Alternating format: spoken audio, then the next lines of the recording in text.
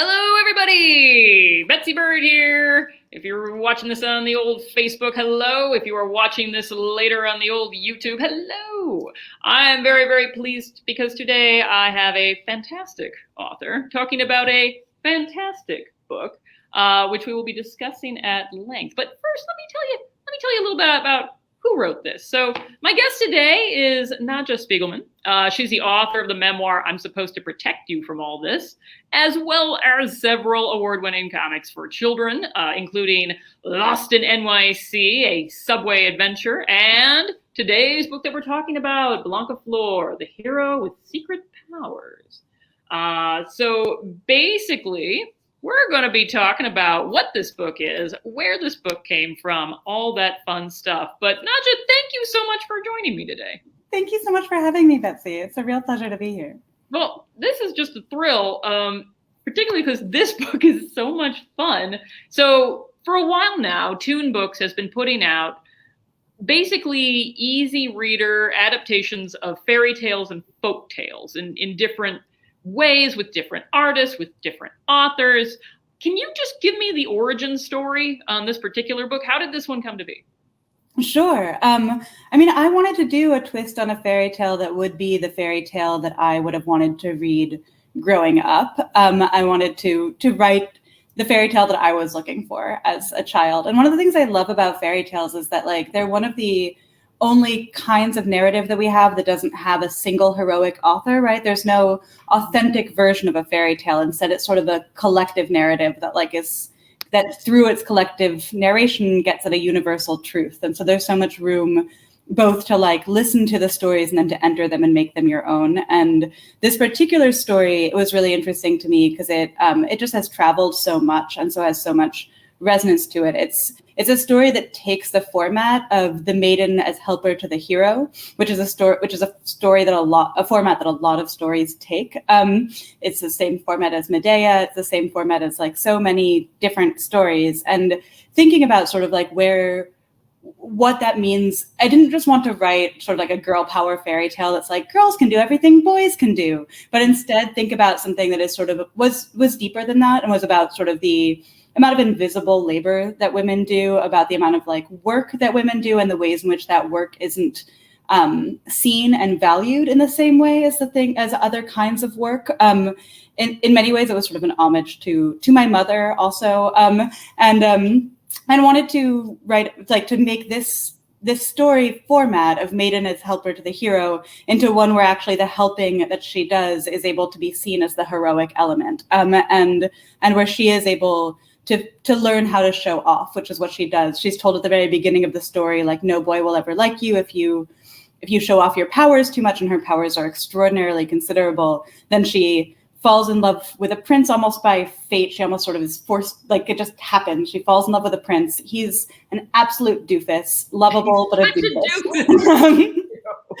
And she spends the entire book saving him time after time after time again, while trying not to let him see that she's saving him, which is something that works so well in a comic book format, because the viewer can see the ways in which she's helping him and also see that he doesn't see them. And so you have this juxtaposition of two different storylines, the one that the prince is living through and then the one that you and she as the protagonist of the story are living through. And then at the very end, she sort of learns to accept and to show off that that she needs to take credit for the work that she's done. And for me, that's just a really important message that I always want to give to my friends and to younger women when I'm speaking to them, and to young girls of it's not just about, of course you can do everything boys can do. It's you have to let yourself take up space, and being able to take up space and making Blancaflor into the hero of the narrative that she's always been the titular character of, but which in most versions opens on the prince and follows the prince's story was part of what was really exciting about this. I think you really hit a point that's always kind of bugged me, about the girl power books, where it's just girl power for girl power's sake. Yeah. There never seem to be any practical applications to the real world, whereas this book really, yes, I love so much, the invisibility of the woman helper, not only as a trope in fairy tales, but just in real life, and taking it upon yourself to be seen, I think is a huge part of this story, which I think is really interesting. And I love, I want to go back to something you said a little earlier, where you were talking about how, these folk tales there is no one author. Mm-hmm. You know, people take them, and some people are like, wow, what about the Brothers Grimm? Well, like, the Brothers Grimm collected them for people. They didn't make them up. Mm-hmm. They were getting them, and all these people were giving them different versions, and they just settled on their own versions that they preferred, but these weren't like the versions necessarily. So you have a little bit at the beginning of this book, which was written by Isabel Campoy, who's done some work on some of the other Toon books as well. And it's sort of called Updated Fairy Tales for the 21st Century. Mm-hmm. Can you talk a little bit about this opening, like why it was put here, what it brings to the book?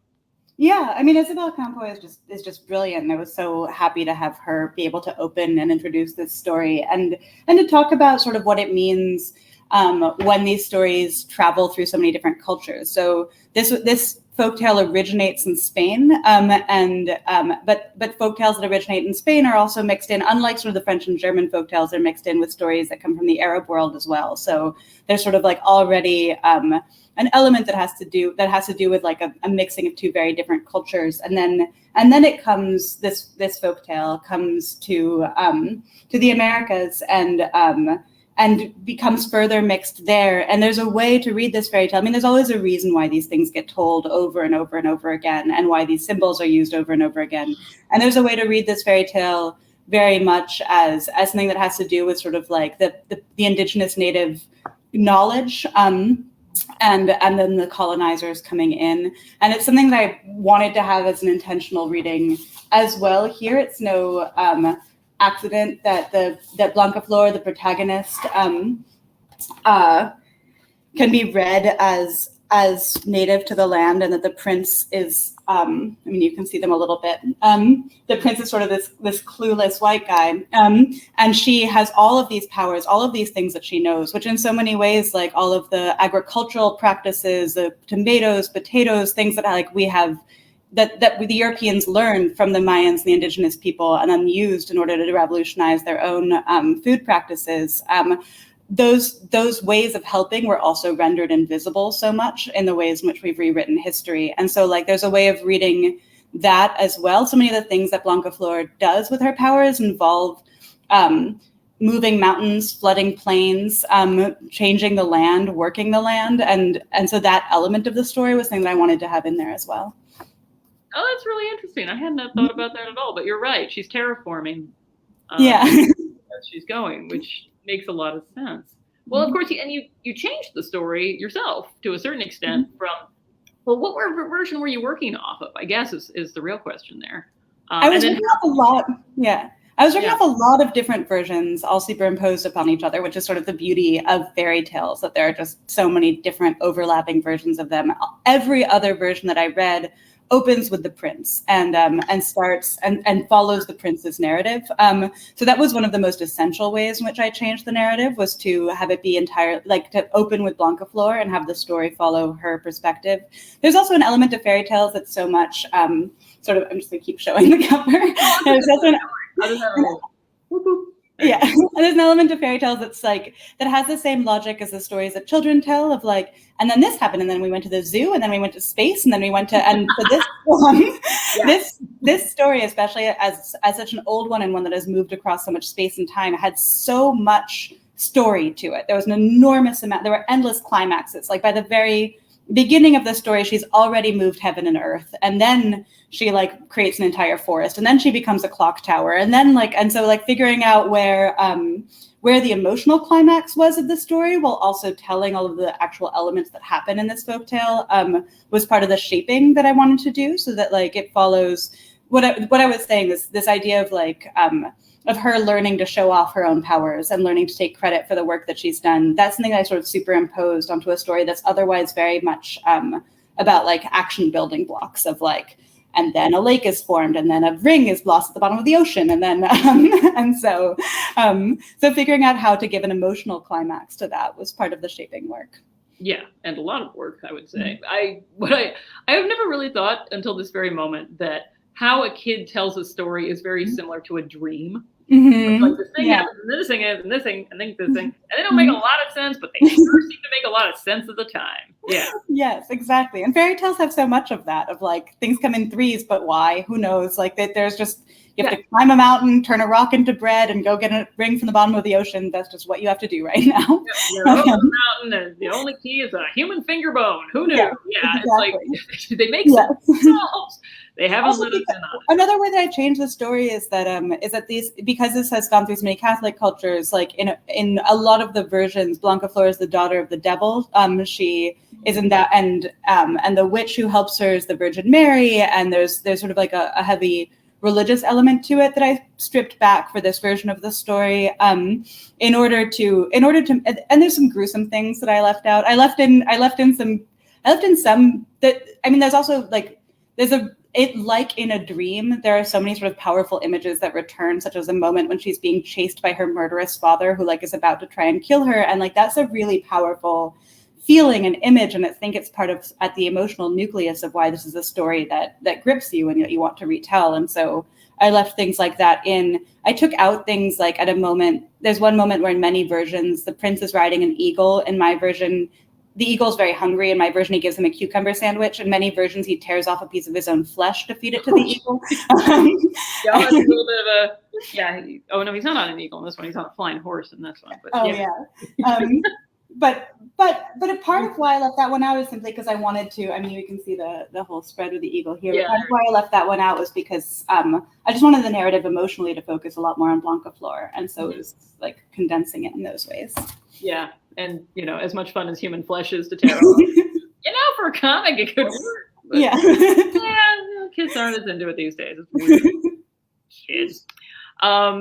So I actually love the fact that you have a great, you got a great foreword. You've also got a great afterword as well, sort of a part where you call time to show off. And you discuss these other stories. Now, you mentioned, I never pronounce her name right, Medea, I always want to say, and it's not how you say it. But anyway, you also mentioned The Mastermaid, which is one of my absolute favorite fairy tales. It's not quite done justice yet. But again, this is a case where the man breaks a rule. He's been helped by a woman the whole time. He breaks a rule and forgets the woman who he owes everything to. And do you feel like it kind of lets the male characters off the hook? I think that narrative lets the male characters off the hook? Yeah. Yes, of course. And I mean, if I can just talk about like the visual elements of this story a little bit, to talk about sort of how, because that happens in this story as well, that that Blancaflor is forgotten. And in the opening scenes we have like these yes, exactly. In the opening scenes we have like these really the moments in which she's doing the actual tasks, in which she's moving heaven and earth, are bracketed by these top panels. Sorry, it's like let me see if I can actually see what I'm. Oh yes, the moments when she's moving heaven and earth are bracketed by these top panels in which we see the prince, and we're following like everything that she's doing here is like bracketed by the fact that she has to pay as much attention to whether or not the prince is looking to see what she's doing, because she doesn't want him to know that she's the one who's actually completing this task for him. And so what we're reading as a reader is his eye line, is making sure that he's looking at the book. We're seeing the sort of double labor that she does of like both having to move heaven and earth, but also having to just like sneak off in the top and come back in the bottom and make sure that he never notices that she's done all this. Right. Yeah, his eyeballs, even here. Yes, exactly. But all he sees is the bread. He's not seeing anything going on up here. Yeah. Yeah.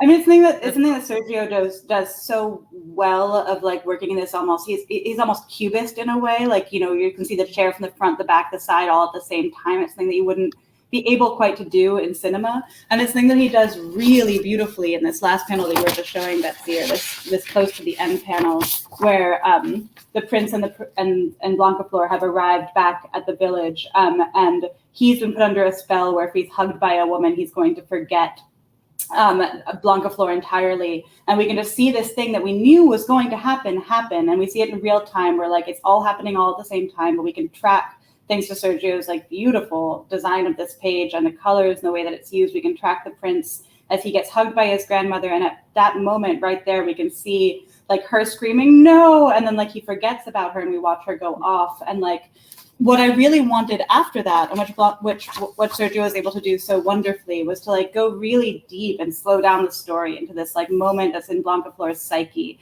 so that it's not about the prince after this. It's not about him.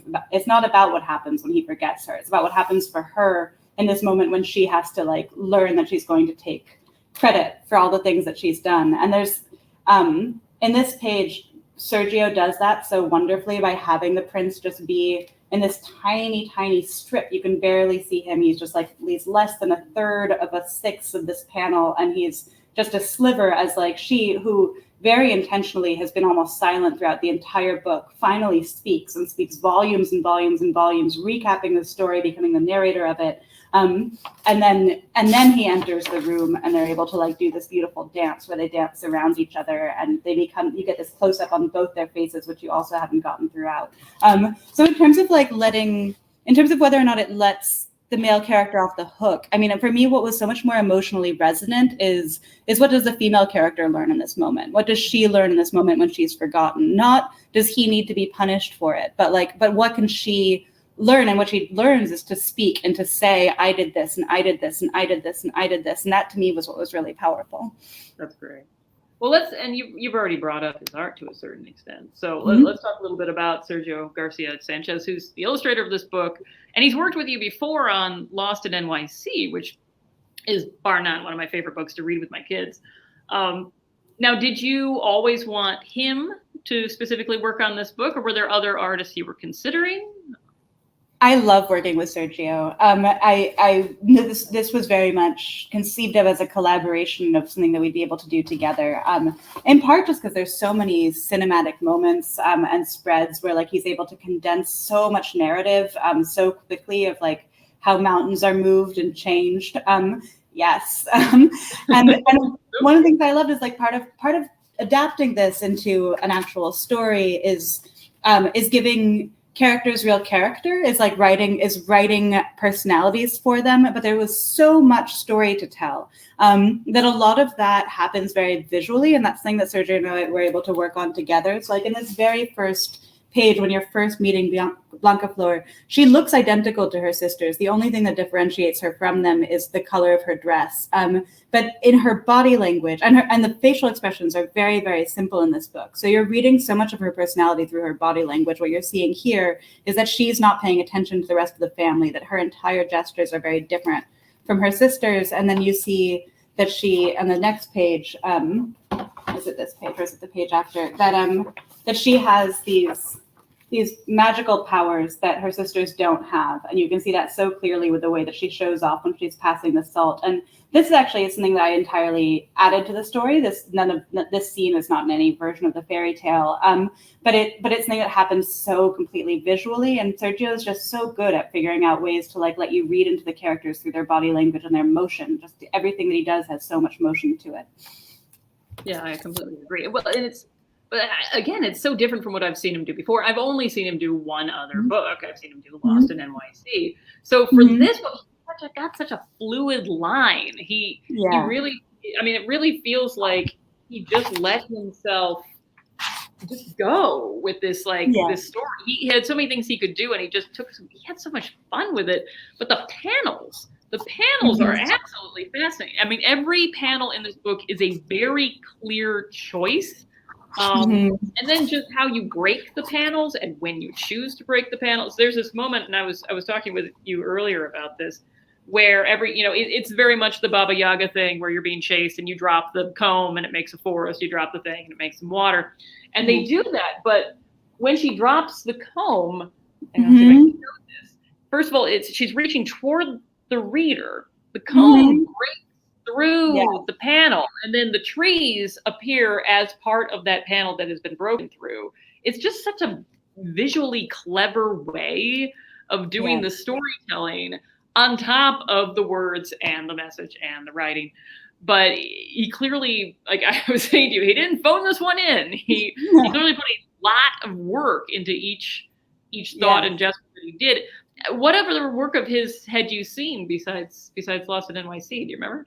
when we first worked on Lost in NYC together, I'd seen a number of children's books that he'd illustrated with other authors that had appeared in French. And it was really exciting to begin to imagine how I could collaborate with Sergio to tell a lot of story in ways that would be very, very condensed and very, very visual. He's so formally interested. And this panel that you were just showing, the ways in which like the trees also become comic book panels that separate this motion, so that it's almost like you're looking through one of those, like, you know, those rotoscopes through which you looked and there were different slides that would become a moving image. I mean, like, this feels like you could just wrap it around and you would just see them running forever. And that like is really just every panel invites a long period of looking. And I think it's something that is so important to children as they're learning about stories and learning a certain visual literacy, to like learn how to move their eyes across a page, learn how to understand that characters are moving, and what you can do in comics that you can't really do in any other format is they're really a way of story mapping. So in this page that we were talking about earlier, like the entire story is mapped out on a single page, and you can see it all. You can see all the different time frames at once. You can see the beginning, the middle, and the end so clearly. And these are things that are intuitive to children when they're reading, to like understand that this character understand this character like repeats through space is something that a child intuitively understands. But then they also just get to see this diagram of narrative. And the way that he does that was part of what made me really excited to work with him. He's wildly talented.